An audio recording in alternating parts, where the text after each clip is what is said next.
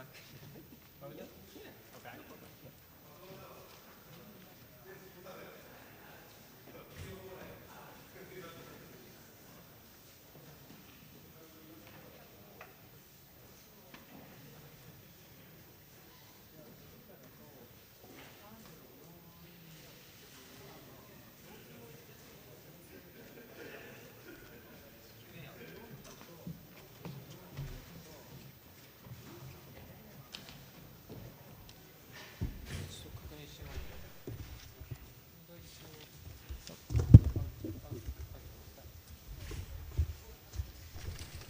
No, I need that actually. Okay.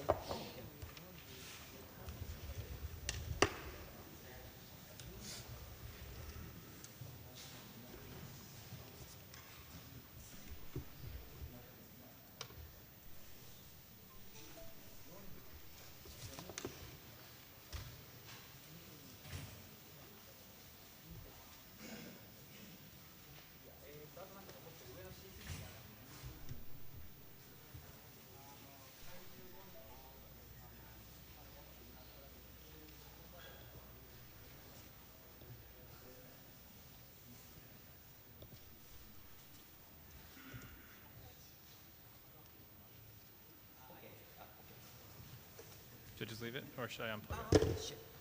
I start an opening session and I introduce you and you connect. Okay. You are here. Oh, so.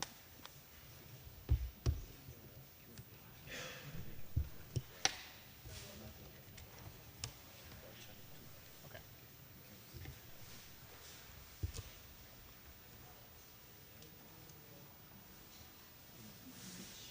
Okay. So that's for them to talk to me.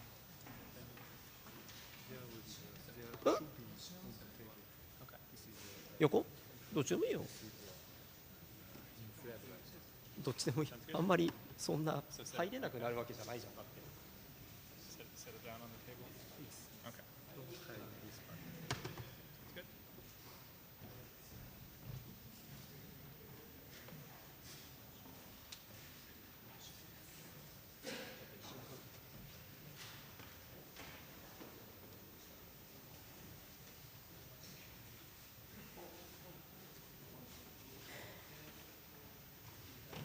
1本しかないぞ。ファンドってない。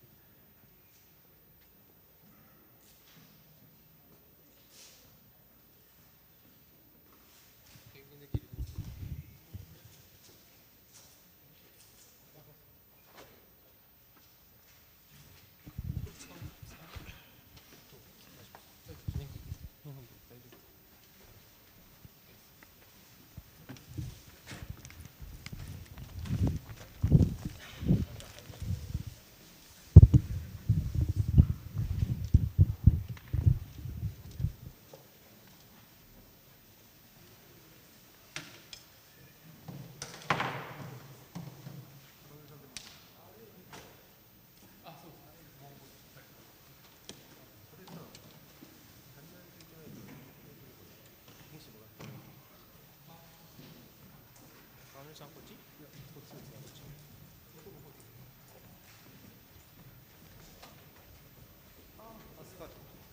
一部だけあればいい。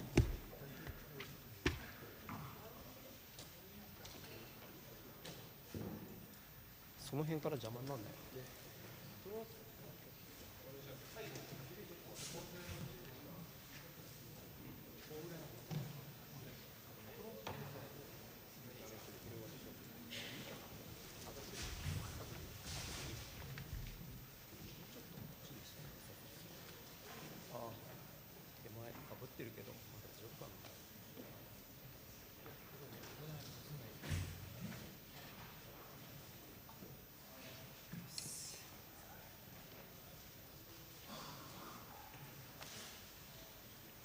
クはありました？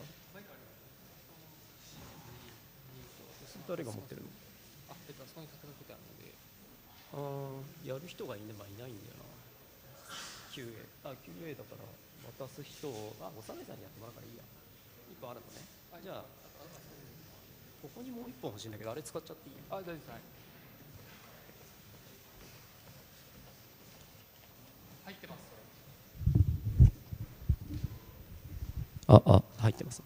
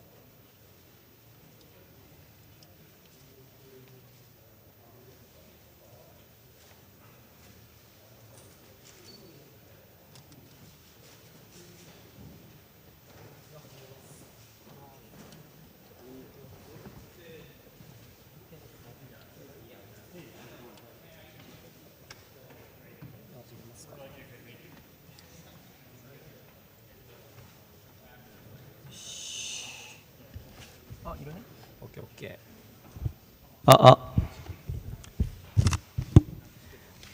Good morning, Pythonistas. Good morning. おはようございます。おはようございます。Good morning. PyConJP 2014 started yesterday, the tutorial day. Today, now we start conference day. Yeah. Thank you. I'm Takanori Suzuki. I'm a chair of PyConJP this year. At first, I talk about PyConJP participants. We've sold over 500 tickets, these 4 types, and the whole sold out. Thank you. I appreciate all participants gathered from all over the world. Well, I have a question. Where did you come from? Where did you come from? From Europe. Please rise. Rise. Stand up. Yeah.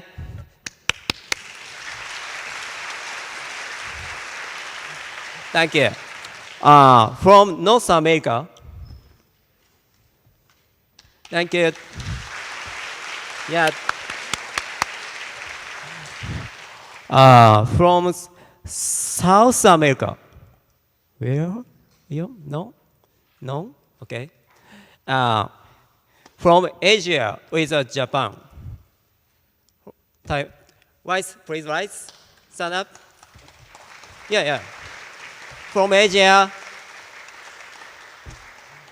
and from Japan. ご起立ください。From Japan. Thank you.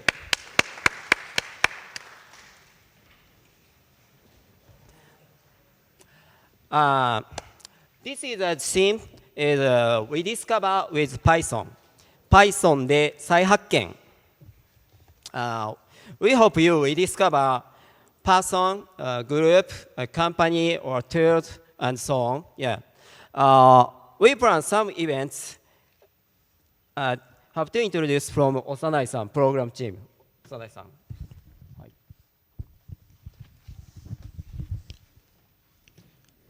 Okay. I think you know 3 tracks in English and Japanese. Office hours are your opportunity to ask speakers questions.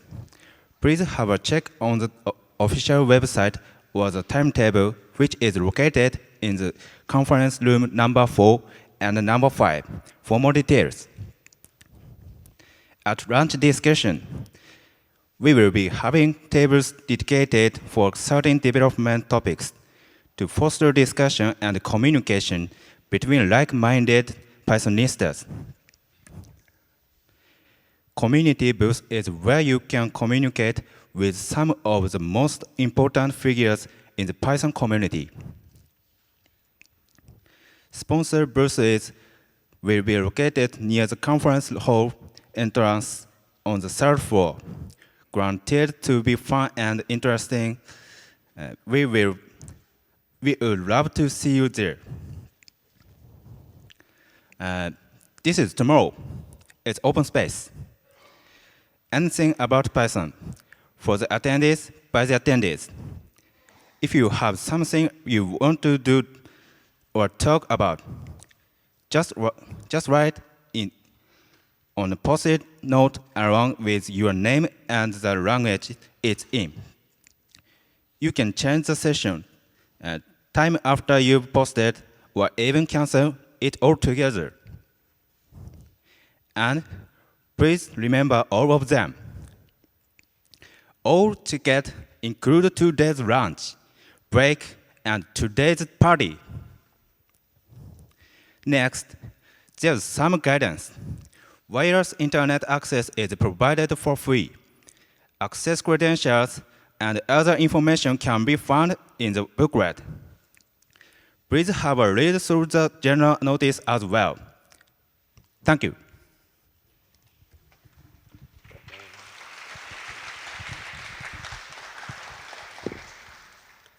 Thank you, Osanai-san.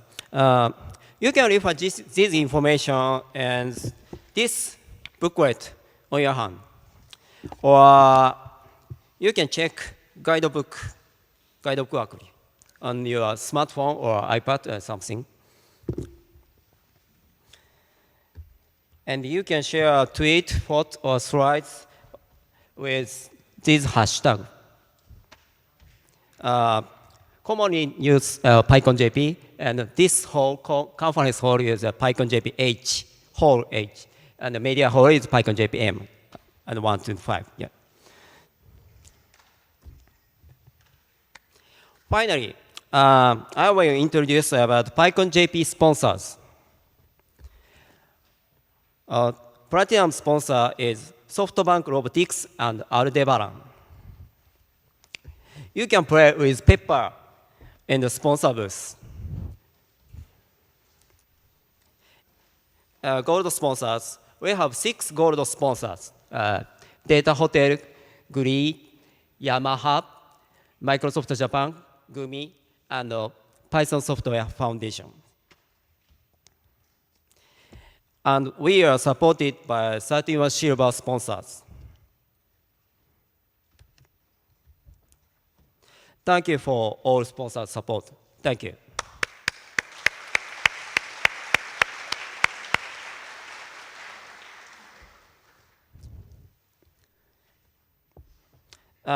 Today's keynote is Kenneth Reitz. Kenneth.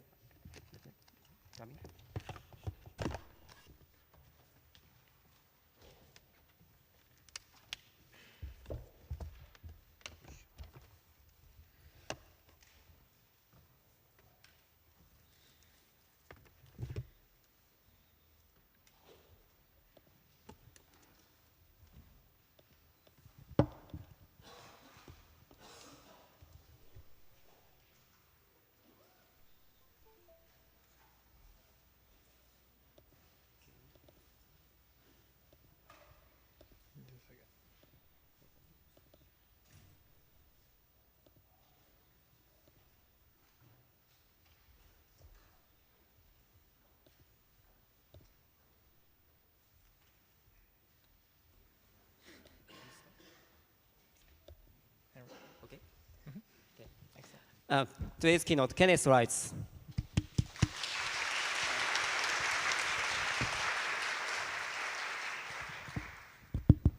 Can everybody hear me okay? Excellent.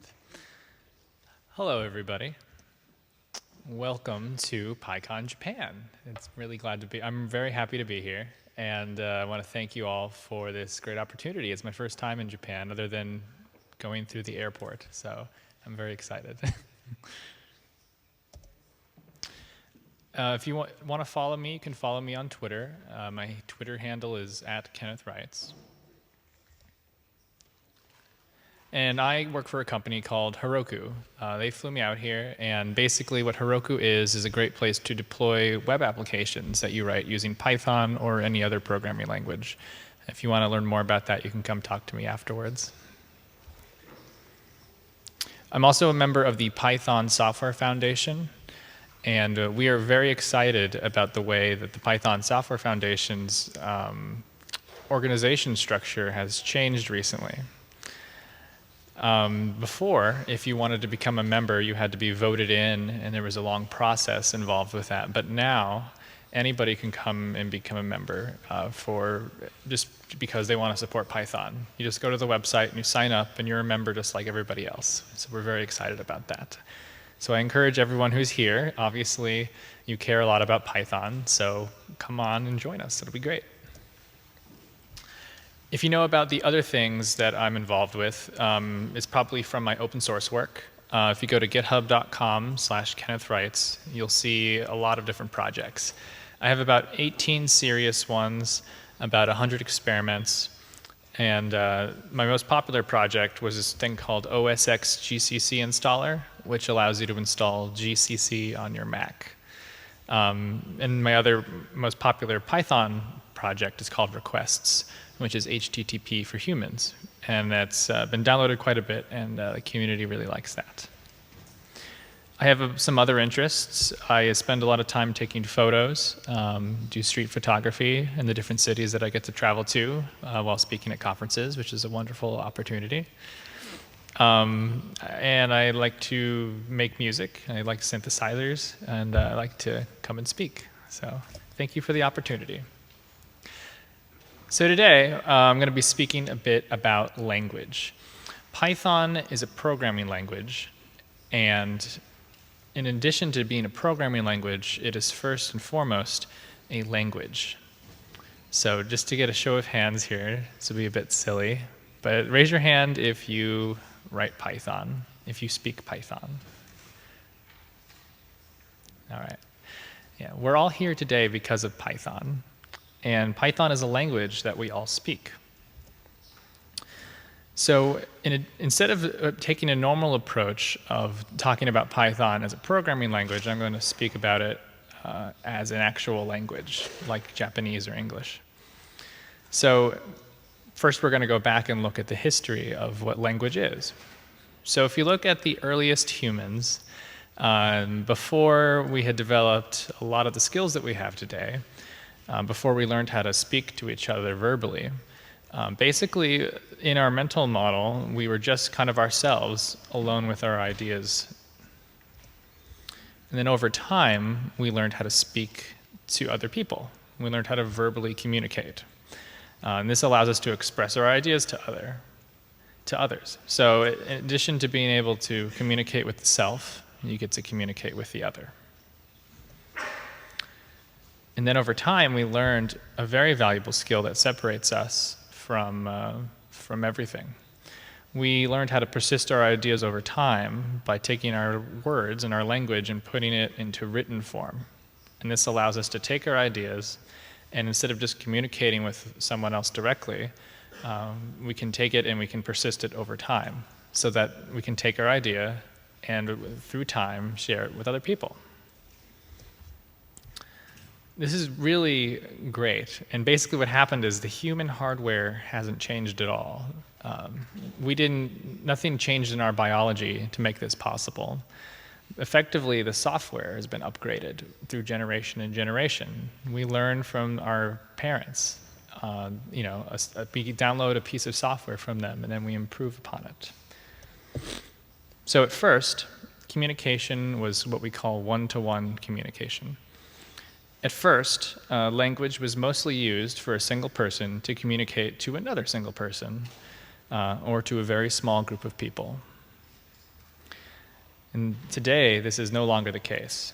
Although this is how you carry out most of your conversations on a day-to-day basis, it's a very small part of the communication we actually use. So if we look at this here, this is one of the first languages that we know of, alphabets, that was used to communicate. And this is one of the earliest records we have of someone sending a letter. And I can't remember what it's from. It's like an Egyptian king.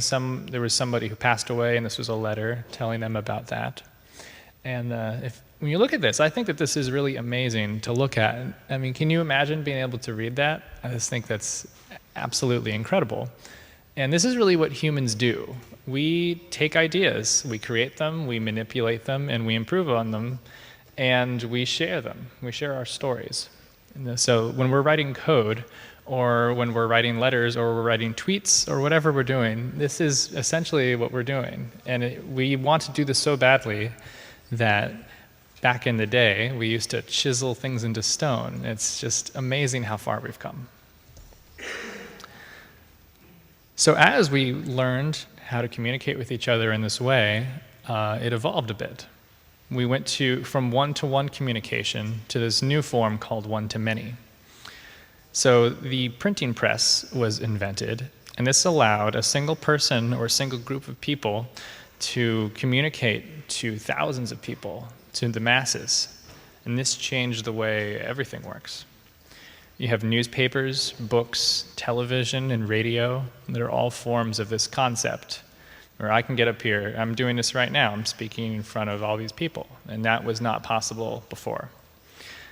Basically, this formed the narrative, this idea of the public, and this is very polarizing. It brings people together and it tears people apart. Having this idea of what everybody thinks in addition to what you or your immediate neighbors think.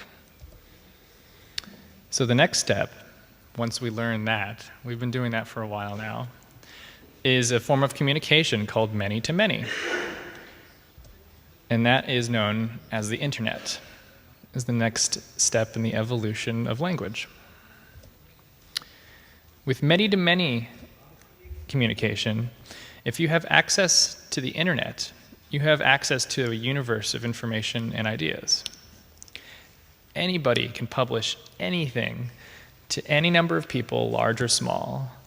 It's a completely level playing field. You can send a tweet to all of your heroes, and they might read them, they might respond. There's nothing stopping you from talking to anybody or from publishing any idea. You can go upload a YouTube video, and if it's what the world needs to hear, then the world will hear it. The implications of this change are astronomical. This has never happened before. This is what we've been trying to do all along as we've been evolving, and it's here, it's happening, and people don't realize it. So with the internet, you can go explore the self, you can explore the other, and you can persist your ideas over time, and now you can persist your ideas over space, which is really powerful. For example, if you look at the way a programming language works, or just any open source software project, you can collaborate with people from all over the world, all day long. So a lot of people work for companies. Like I work, 2,000 miles away from where my company is, and no one can tell because of the internet. And that's incredible. And I can get invited to a conference that's 5,000 miles away, 6,000 miles away. So as you explore these different things, the internet really allows you to kind of dive deep in any direction you want. You can learn about culture, history, self-expression, self-identity. You can go and explore parts of yourself that you didn't know were there. And you can go as deep as you possibly want in any direction. There's a lot of tools available that make this easy. You have social media, you have creation and publishing tools, consumption and discovery, and research and information. So for the first time in human history, we have the technology to achieve our dreams. We've been working and striving towards this, and it's finally here, and I think people don't realize that. It's very important. And in addition to just us having the technology, we have the language.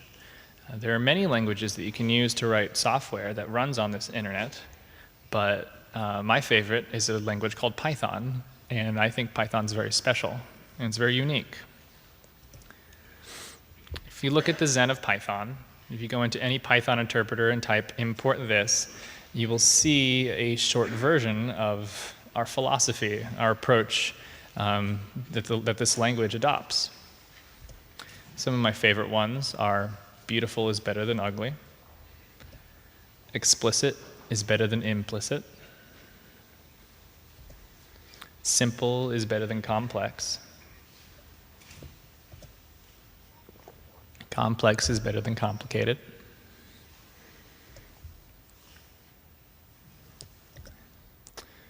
but I have to tell you the truth. Python is this beautiful part of my life. It's completely transformed every aspect of my life. And I'm very afraid for the future of Python right now.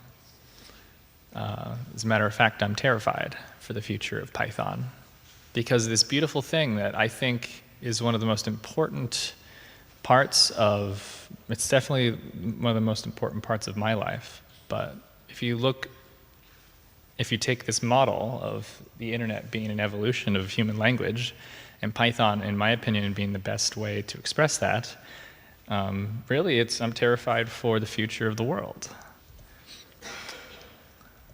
Because Python right now is divided in half. And there's a big boundary that's separating the Python community from moving forward. And that is Python 2 and Python 3. So can we get a show of hands? Raise your hand if you use Python 2 on a regular basis. Right. You can look around and see how many people there are. There's quite a few of you. Now raise your hand if you use Python 3 on a daily basis. Yeah, there's far fewer people. This is a boundary that divides and separates our community. So a lot of people are afraid of Python 3. That's why they haven't tried it yet. That's why they aren't using it. That's why I'm not using it. But it's important to know that you're not alone if you're afraid of Python 3. It's pretty scary.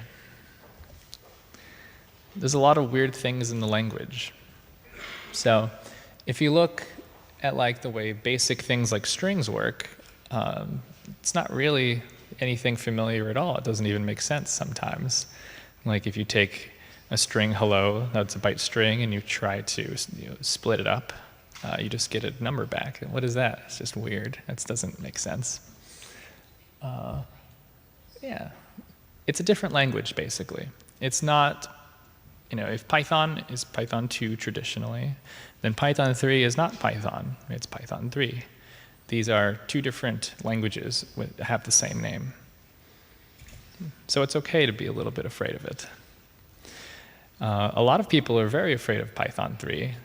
If you talk to Armin Ronacher, who is the creator of Flask, he'll talk to you for hours about Unicode and codecs and how they are completely destroyed in Python 3. There's a lot of things that he says are just broken and that cannot be fixed at this point. And they are being fixed, some of the things, but in his opinion, it's too little too late.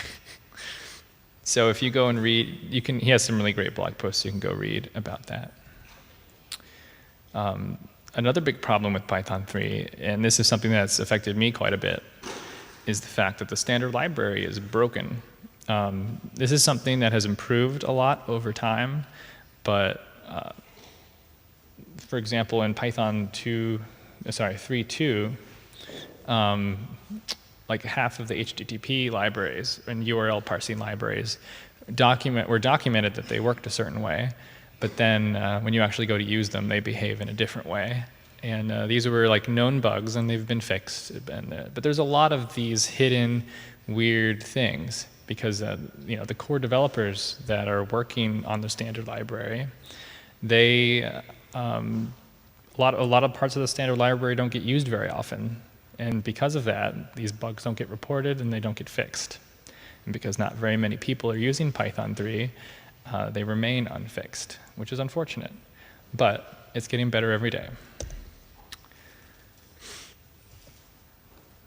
This happens because there are no users of Python 3. There's some users, but compared to the number of people using Python 2 to get work done every day, there's effectively no users. But then the reaction everyone has is, of course there are users. Everyone's trying Python 3, everybody but me. That's not true, that's a lie. We did the show of hands, so you saw how few people use Python 3. But instead, we can go look at the data. We have numbers. So if you look at the cheese shop, or the Python package index, the most popular installer for software is called pip, and for Python packages. And about 6 months ago or so, we made some changes to pip that made it so that your version of Python is reported when you download a package. So you send a request, and basically they record all the information about what version of Python you're using and what operating system.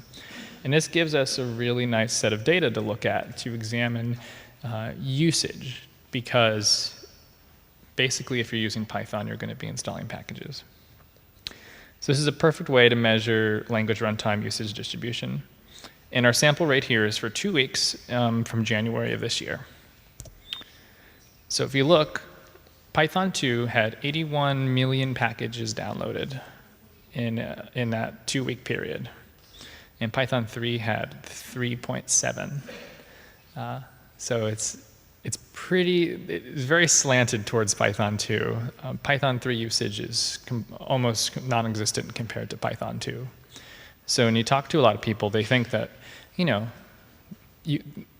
lot of people think that there would be a lot more. So yeah, that's the way it is. So if you look at Python 2, it's kind of like the pre-existing community is using Python 2. And then you have Python 3 users, and they do exist.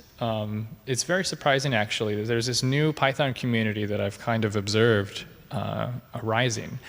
If you go and you look at like Hacker News or Reddit, you'll see a lot of people commenting on anybody using Python 2, and they get very upset that people aren't using 3. And I'm trying to figure out who these people are, because I go to all these Python conferences, I meet all these Pythonistas, and my community that I'm a part of doesn't use 3 at all. So I was trying to figure out who these people are. It took me a while to realize it, but it's the new people that are coming to Python. Basically, if you're a new software developer coming to Python, you have a choice. You get to choose between 2 or 3. Some people choose 2, some people choose 3. And the people that choose 3 are the people that are spending a lot of time online. I remember when I was learning Python and becoming established in the community, I spent a lot of my time reading every blog post on Hacker News about Python, every post on Reddit, commenting on all this stuff. It was becoming a part of my life. And these are the people right now that are championing Python 3 on the internet. And they're not the same community that that is established. It's a separate community that's slowly arising. And it's really interesting to watch. So there's a separation there. There's a great separation as well between the core developers of Python and the Python community. The Python community complains about the state of things, the way certain things are decided on, the way certain things are developed, just the fact that they don't like Python 3. So the core developers get frustrated because nothing's changed to their process. They've always had the PEP process and a very documented way of getting involved. And they tell people in the community, go get involved if you want to come help. But there's a separation. It's growing wider and wider because no one's using Python 3. The only people that are, for the most part, are core developers. They're getting very little feedback on the things that they're building. So they just keep building and building and building. This is really great because they get to build the things that they want, but they're building a product that has no market effectively. So the current duality of the situation is that library maintainers have to double their efforts to support both Python 2 and Python 3. Core maintainers have to continue working in a vacuum, and they will further separate and divide, which is not a good thing. And new users will keep coming to Python 3, and Python 2 will slowly fall away into nothingness. This is my view of the current state of Python, if we don't change something. So you are the problem. You are the problem. You are the problem. But you are also the solution. Isn't that great? The two become one. Basically, what you need to do is go look within yourself before the Python we all know and love is only a memory. Stop waiting for the right blog post or conference talk to influence your opinion. Go and have a direct experience, and then share it with us. Go download Python 3, start installing it, start writing some software with it, start porting your code to it. If something bothers you about it, write a blog post. If something makes you feel weird, if you get a lot of bugs in your code, talk to us about it. If you just don't even want to try 3 and you just hate it and you think that it should die, tell us about that. Share your story so we know what the world looks like to you. Because in the current state of things, everyone's just kind of sitting there quietly waiting for it to happen, and it's never going to happen unless we make it happen. So share your experience with us and look within. That's it. Thank you very much.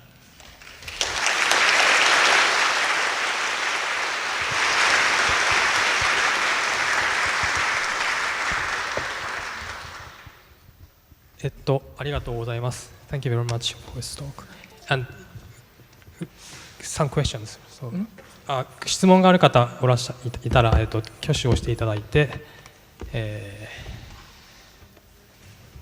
こちらからマイクを持っていくので質問をしてください。どなたか。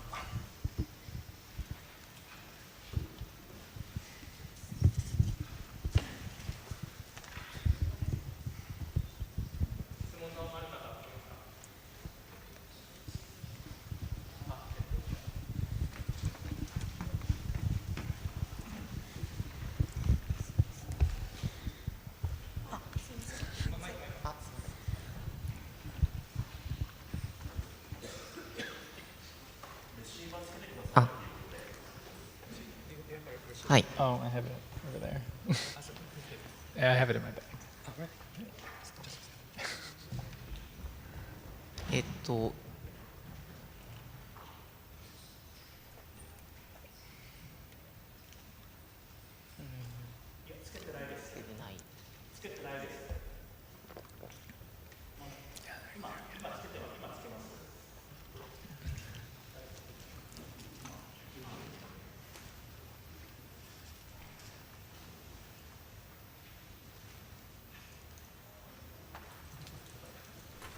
I think he's getting it.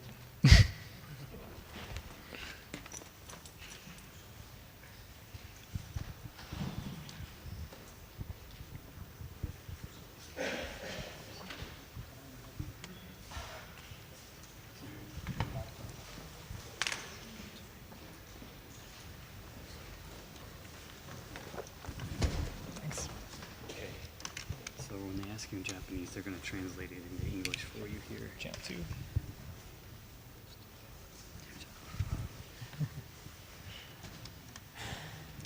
I assumed I wouldn't need it until after. Yeah.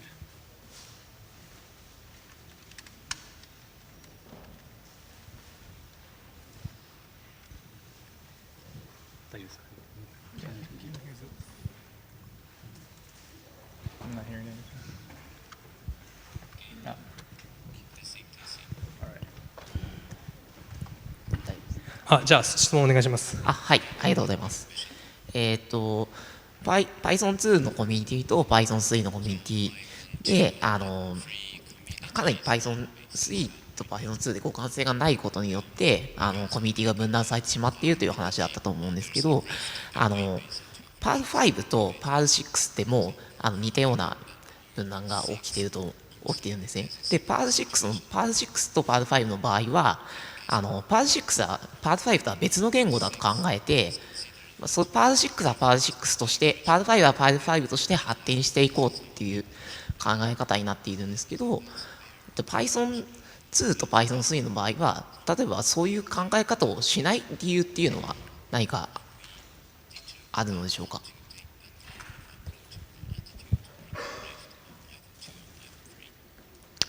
So when Python 2 and Python 3 started, when Python 3 started to be developed, the approach that the community was going to take was unclear. Effectively, what happened was we started building some tools that, like 2 to 3, which is built into Python 3, that made it so that your code would automatically be translated, at installation time. And it didn't really work. It worked. It's a really, really powerful system, but it's only like a tool that you have to build on top of to use effectively. And much to everybody's surprise, over time, the best practice for writing code, as someone that writes libraries, was to write code that ran in both Python 2 and Python 3 at the same time. And this surprised the library maintainers as well as the core developers. That way you don't have to do any weird translating when you install code and stuff. It just works all the time. And effectively what that does is it makes this weird language that's not 2 and it's not 3. It's both at the same time. And it seems to be the approach that everyone's taking, which in a way is really bad because it forces us to, not use any of the new benefits of 3. Because it is a different language, just like Perl 6 is, in order to support Python 2. So if everyone was to just stop using 2 at the same time, and respect the fact that 2 and 3 are different languages, because they are, that would be, I feel like that would be the ideal approach if we all were to agree that 3 is what we want. Unfortunately, that isn't the case. It's very unclear what people want. A lot of people don't want 3 at all. A lot of people love 3 and they think that no one should ever use 2 again. So that's why I'm encouraging everybody to go out there and have an experience and share it with us, because that'll allow us to really figure out what to do next. Because in my opinion, personally, I can see it from every side, but in my ideal world, Python 2.7 would just be worked on forever. We would delete 3, pretend it didn't happen, and then learn all the new features that we love from 3, we'd bring back to 2. But that's just me. I know a lot of other people agree with that, like Alex Gaynor, but in Glyph and a bunch of other people. But that's only one approach, and we need to figure out what's best for the community. The Python Software Foundation has been pretty clear that 3 is not going to go away anytime soon, and that there will never be a 2.8. But if they've also communicated that they're more than willing to work with us to come up with a better solution. So I don't know. We'll see what happens. But everyone has to have an opinion. Right now, no one has an opinion, and that's why we're in this weird stasis. 大丈夫ですかありがとうございました。他に質 Thank 問、あ、大丈夫。他に質問ありますか？ Are there any questions? Okay. じゃあ、そちらから。はい。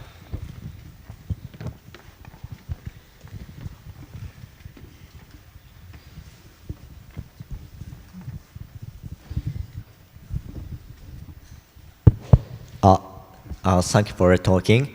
And I'm creating the softwares by Python and Python 2 and Python 3, and creating libraries to support Python, both Python 2 and Python 3. And it's little hard to support, as you know. And I encourage the colleagues and around the people to use Python 3, but they, as you said, that is afraid. And please tell me your opinion. What is the best benefit to use a Python 3? Well, from my opinion, there's no benefit.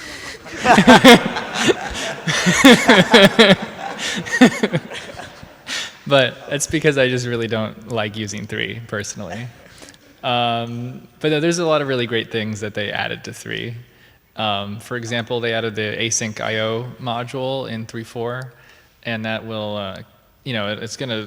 it's something that's happening in a lot of other languages as well. They just added something like that to Node as well, which basically allows you to do G-event style development, but explicitly instead of implicitly, without callbacks, which is really beautiful when you see it, being used. So I'm excited about that.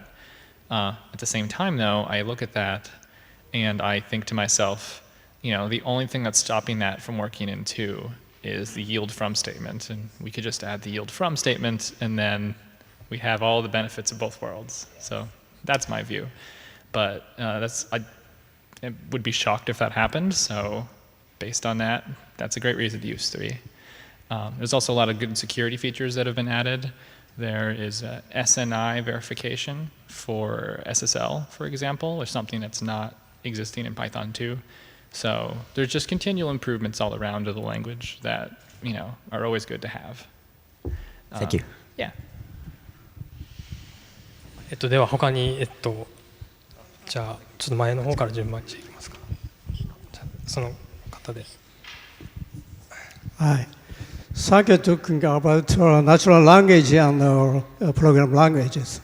The difference is formalization and standardization. My question is, is standardization done by C or C++? And Java is standardized by SAND. So how about standardization of Python activities? Do you mean like having a spec for the language, like C does? Yes. To using many guys, a company to long-range project, language must be organized and standardized to offshore organization. So how about the activity about Python societies or your guys? So if you look at C, the reason that it's really successful is because it never changes, which is really great. So you could look at Python 2.7, and you could, because it will never change, and it will never change, you could consider it to be the most modern, stable programming language around.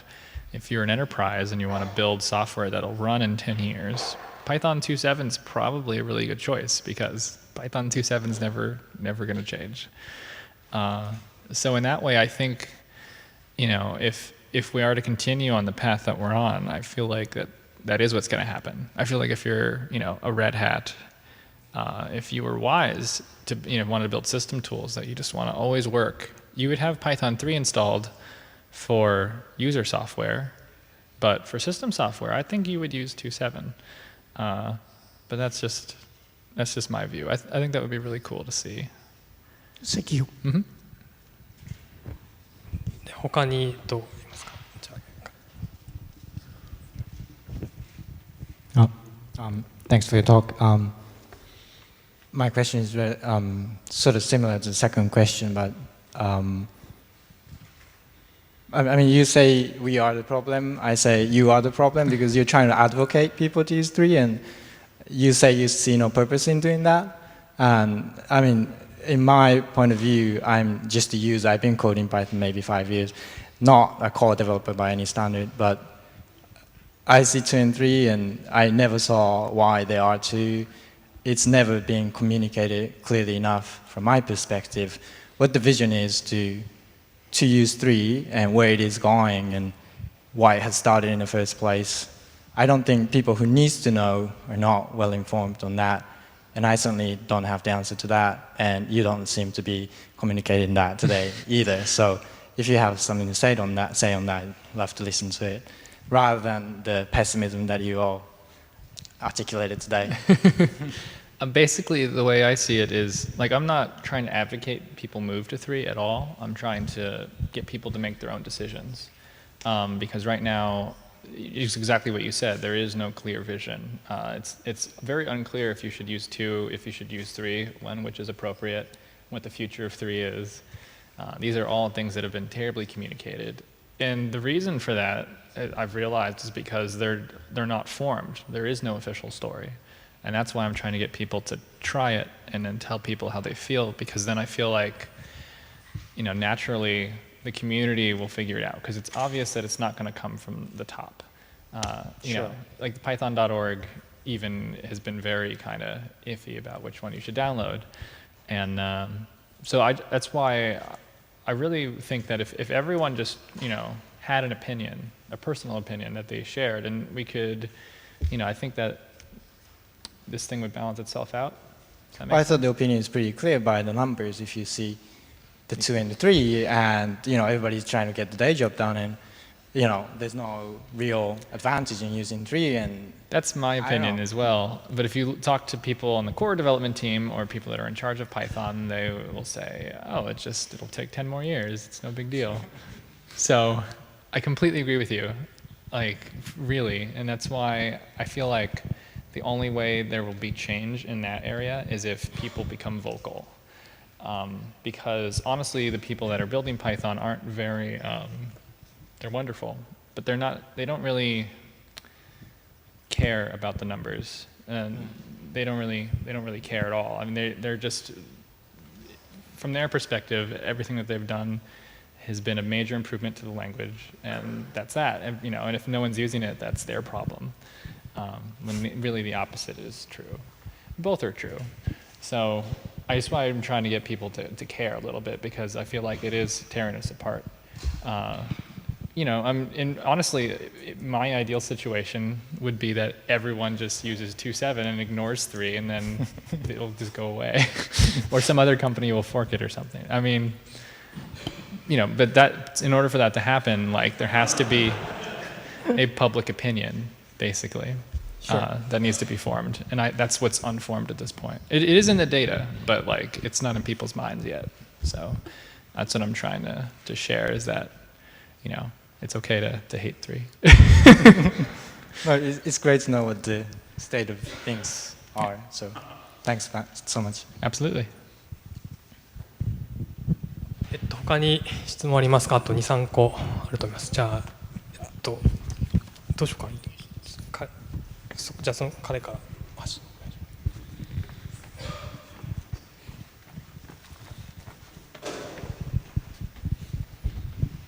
Yeah, just wanted to give a little different view I have on Python 3 compared to Python 2. 2 years ago in JNCon, we didn't have any question about having support for Python 3. And 1 year ago, people started to be really shocked that we didn't have much more choice for Python 3.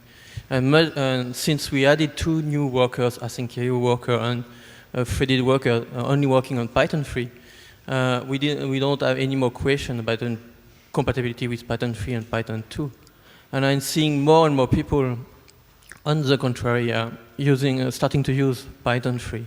Maybe because also we have main distribution like Ubuntu or Debian or Arch Linux that are using Python 3 by default now. So I think what you say is still true, but things are really changing very fast now. And I think the problem is not being Python 2.7. You can forget Python 2.7 because developers make it clear they won't make any more new things on Python 2.7. And I think people should just go on Python 3 and start to port back from Python 2.7 to Python 3 what they need. That's my view, at least. I don't disagree, but it's weird. I see both sides of it, and it's very frustrating. So with G-Unicorn, have you seen, would you say that the porting was enjoyable? Has it been good to add 3? Yeah, people were complaining because we don't have any support for G-Event isn't working on Python 3, for example.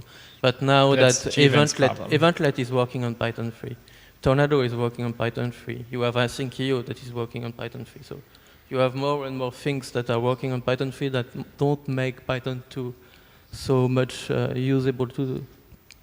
So basically, the more people put work into it, into their libraries and supporting 3, the faster the change can happen, and the faster it is happening.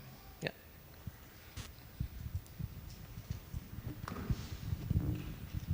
はい、じゃあ次の方、その方で。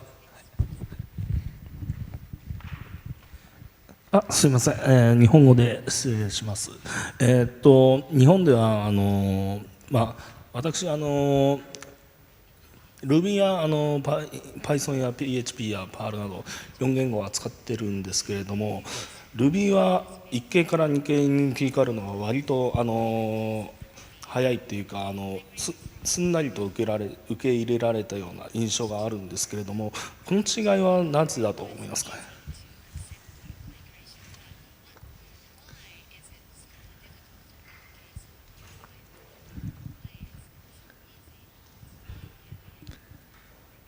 So in Ruby, the transition from 1.8 to 1.9 was very abrupt. It was a lot like Python, where they changed the Unicode types and they changed some base types in the language.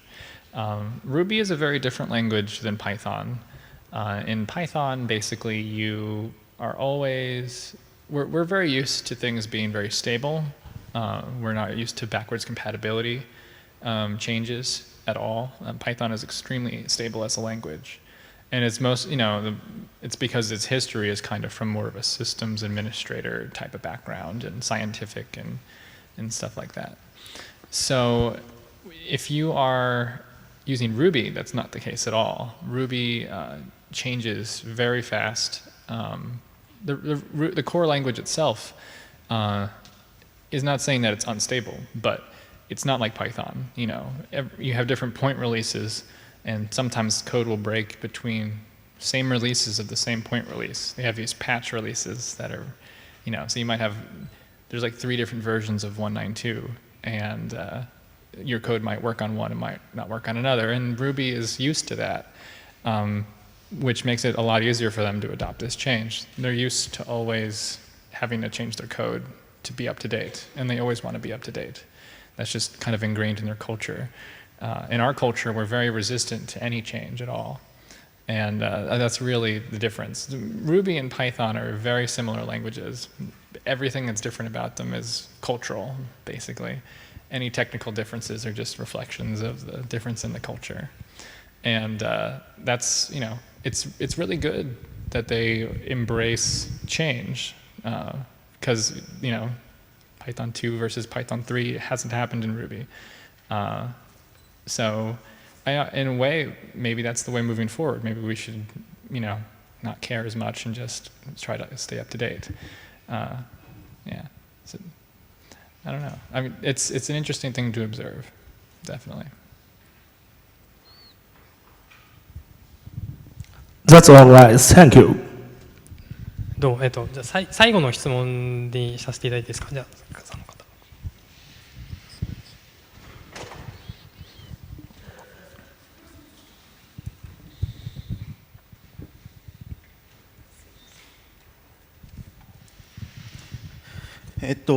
Python の世界では、ニトさんの議論っていうのは前にもあって、ゾープなんですが、最終的にゾープは、2をベースにして3のコンポーネント質を取り込むっていう風なところで落ち着きました。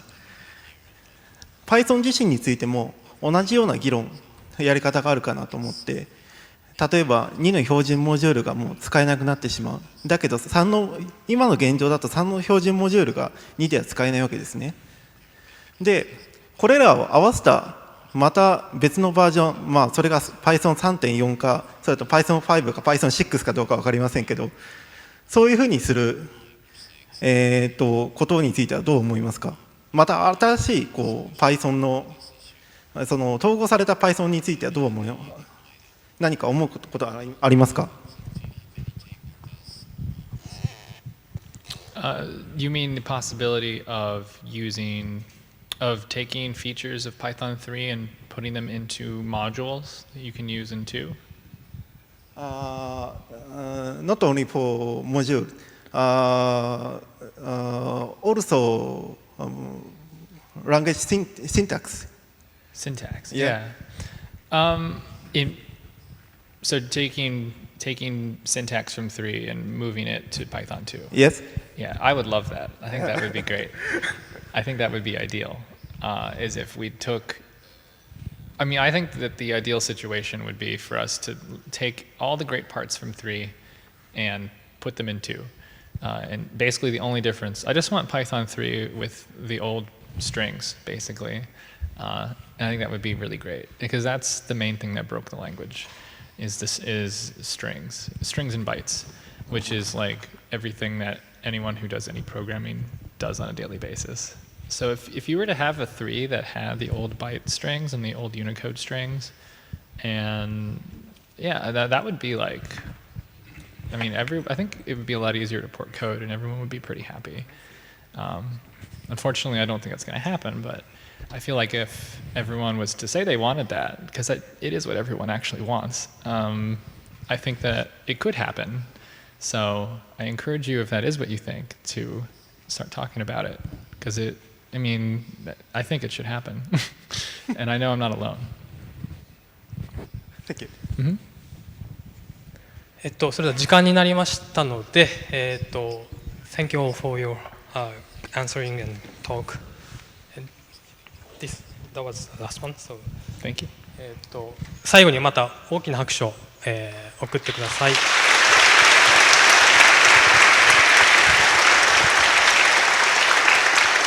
ありがとうございます。で、この後ですが、セッションが始まったりするので、各自分かれてください。で、あとこの後ケネシスはオフィスアワーをやってますので、もう少し話をしたいっていう場合は、4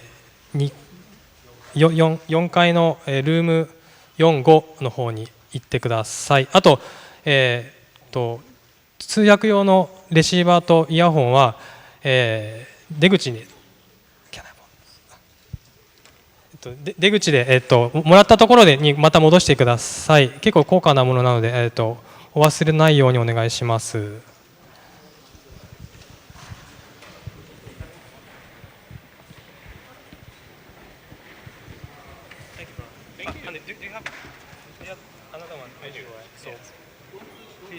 Okay. Thank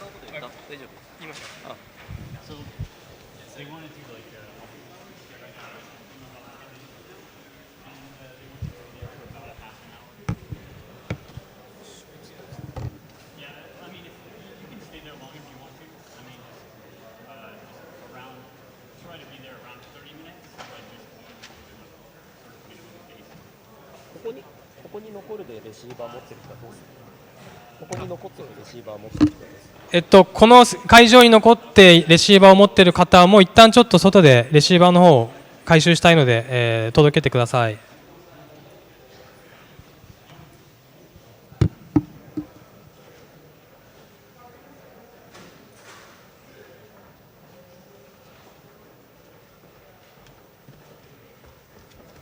もらっとこう。